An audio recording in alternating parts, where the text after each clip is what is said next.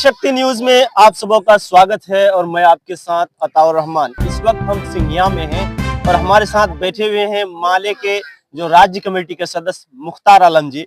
मैं बात करना चाहूंगा कि जैसे कि देख रहे हैं लगातार जो है माले का जो कार्यक्रम जो है लगातार जो है यानी प्रखंड में और अलग अलग क्षेत्रों में देख रहे हैं पूरे जिले में लगातार जो है कार्यक्रम चल रही है और इस कार्यक्रम में अक्सर देखा जा रहा है कि गरीबों के हित के लिए यह बात की जा रही है।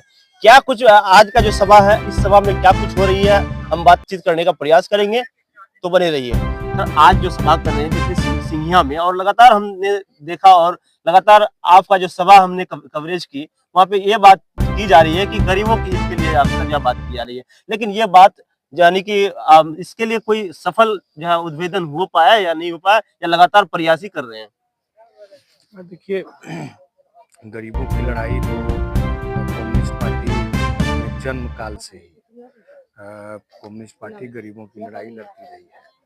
और आप इस बात को जानिए कि भारत में जो सीलिंग एक्ट आया, जमींदारी प्रथा का उन्मूलन गान आया, सब कम्युनिस्ट आंदोलन का ही देन था। आप याद करिए कि आज़ादी से ठीक पहले 1946 में तेलंगाना में बड़ा आंदोलन हुआ था, तेभागा में बड़ा आंदोलन हुआ था और जमीन के सवाल पर ही आंदोलन हुआ था। तो कम्युनिस्ट पार्टी के आंदोलन के बल पर ही भारत में जमींदारी प्रथा खत्म हुई। नहीं तो जो भी थोड़ा बहुत जमीन का अधिकार गरीबों को मिला है, वो भी अधिकार ये जो जमींदार पक्षीय सरकार थी वो देना नहीं चाहती थी। तो कम्युनिस्ट मूवमेंट के बल पर ही, कम्युनिस्ट आंदोलन के बल पर ही जमींदारी प्रथा यहाँ खत्म हुई। तब गरीबों को कुछ जमीन भी वितरित हुआ, भूदान का कुछ जमीन मिला, कुछ लाल कार्ड का जमीन मिला, तो कम्युनिस्ट पार्टी के ही बल पर है। और आज भी कम्युनिस्ट पार्टी ये कह रही है कि बहुत सारा जमीन जमींदारों ने कोर्ट के जरिए छुपा लिया है। और बिहार सरकार ने 2005 में जब नीतीश कुमार की सरकार बनी तो उस समय एक आयोग बना, डी बंदोपाध्याय आयोग, और उसने रिपोर्ट कहा कि बिहार में 21 लाख एकड़ जमीन है जो आज भी जमींदारों के कब्जे में है, जिसको सीलिंग में जाना चाहिए और सीलिंग में जा करके गरीबों के बीच बांटना चाहिए।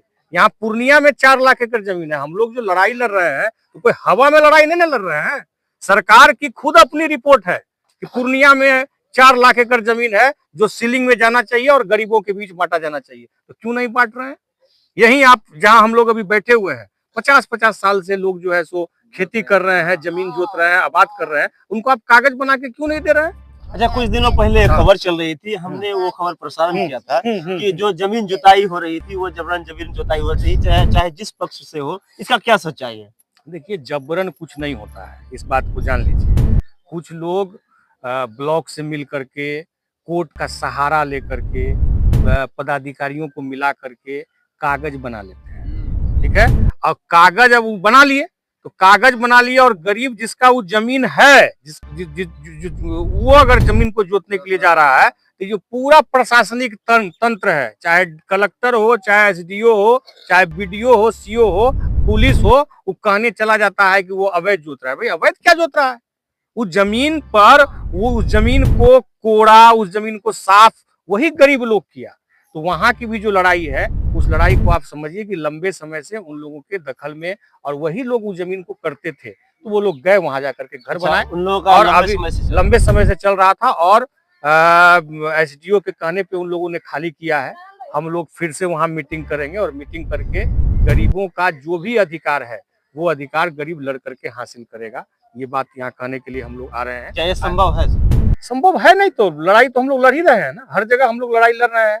और लड़ाई के बल पर ही जो भी थोड़ा बहुत अधिकार, मान सम्मान मिला है वो लड़ाई के बल पर ही मिला है। और लड़ाई को और हम लोग मजबूत करेंगे।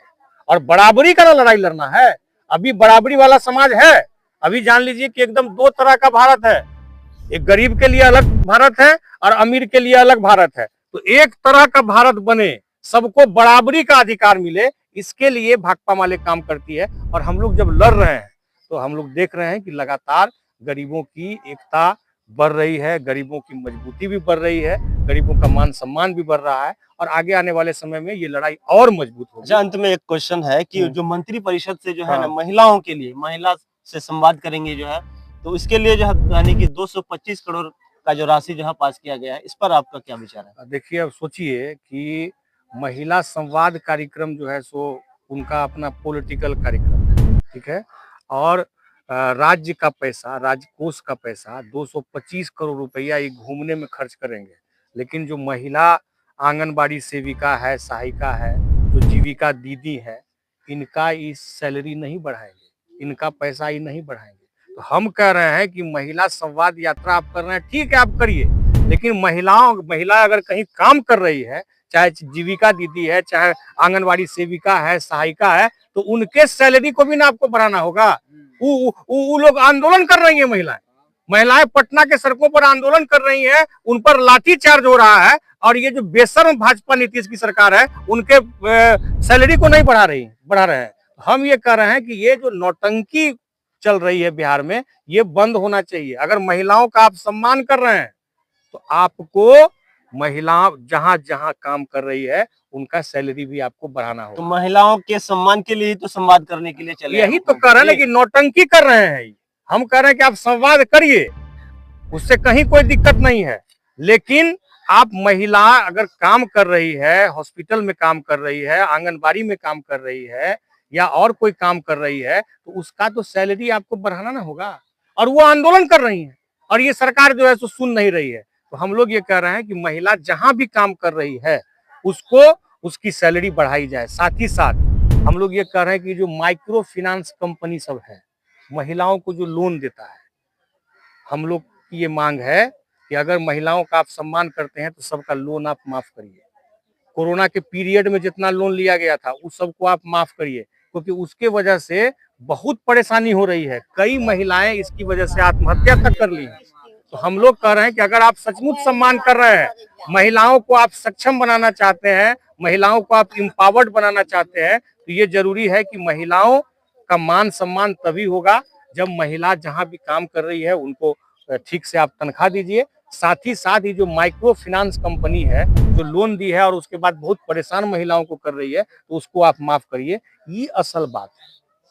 साथ ही साथ हम लोग और इसको इस लड़ाई को भी हम लोग मजबूती के साथ लड़ रहे हैं। अच्छा, कब तक इस तरीके से जो है सभाएं करते रहेंगे, लड़ाई लड़ते रहेंगे? तो लड़ाई तो अनवरत चलता है, संघर्ष तो पूरा जीवन। आप मान लीजिए कि पैदा होते हैं तो जब तक आप मरते नहीं है तब तक आप संघर्ष करते रहते हैं। तो संघर्ष तो आजीवन चलेगा, और संघर्ष के बल पर ही कोई भी अधिकार हम हासिल कर सकते हैं। तो ये संघर्ष चलेगा, और संघर्ष हम लोग जब कर रहे हैं तो हम लोग देख रहे हैं कि हमारी लड़ाई भी मजबूत हो रही है, हमको मान सम्मान भी मिल रहा है, और हमारा अधिकार का जो संघर्ष है वो मजबूत भी हो रहा है। बहुत बहुत शुक्रिया आपका। तो फिर मिलते हैं नेक्स्ट वीडियो के साथ। Ataur Rahman with camera person आपकी शक्ति न्यूज।